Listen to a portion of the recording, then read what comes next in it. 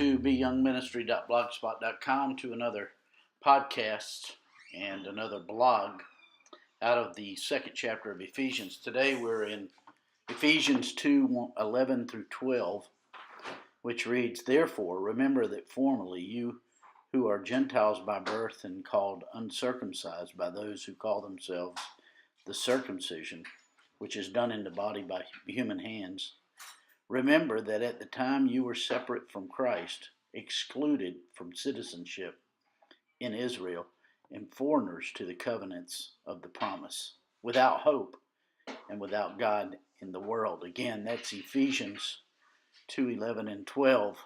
In this passage, our text for the day, the apostle commands us to remember. Throughout the scriptures, God commands us to remember because, quite frankly, we so easily forget. The fourth of the 10 Commandments comes with the idea to remember what God did when He created the heavens and the world. God knew that His creation would be attacked by the evolutionists, and so He told us to remember.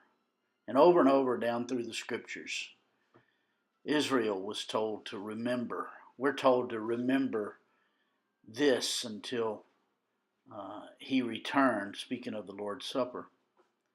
In our text today, we are reminded to remember what God did when He recreated us. God tells us to remember from where we came.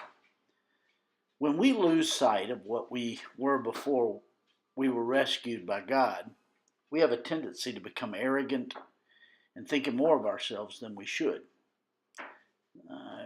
The prime example is that of Israel, as Paul uses here in this passage.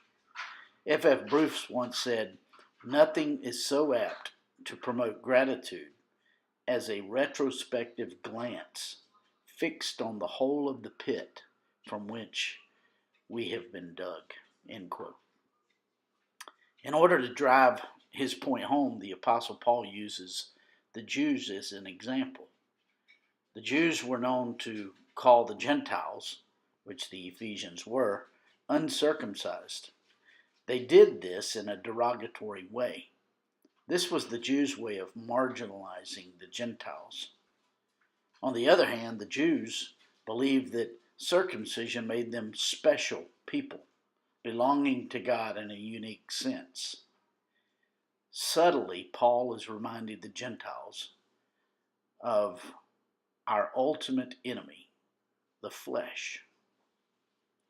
In verse 12, the apostle hones in on what we must remember. We must remember that we were separated from Christ. We were alienated from God. An alien is a stranger, a foreigner living in the midst of a country who does not have the rights of citizenship. A commonwealth is a nation or a kingdom. In addition, we were foreigners to the covenants of promise, as Paul points out here. These covenants were the promises, the agreements God had made with Abraham and Jacob and Moses and David and others in the Old Testament. Based on God's performance regarding His covenants, every Israelite knew that no matter how bad things got, one day God was going to send a Messiah, even though the nation forgot God. The next thing the Apostle Paul reminds us of is our condition before we were born again, without hope and without God in the world. Without hope, there was no sense of purpose in life. Hope, on the other hand, is the confidence based on credible promises from someone who can perform them. Someone once said, "Hope cannot exist in a vacuum where facts are ignored." This is why in the scriptures, our hope is connected to the resurrection of Christ. The Lord Jesus not only lived a perfect life, He took on our greatest enemy, death, and conquered it.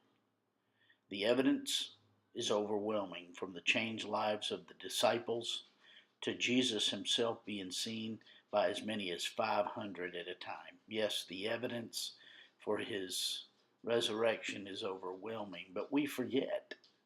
We lose sight of it. Yes, Christ rose from the dead, and death no longer has its grip on the believer. I trust you have believed.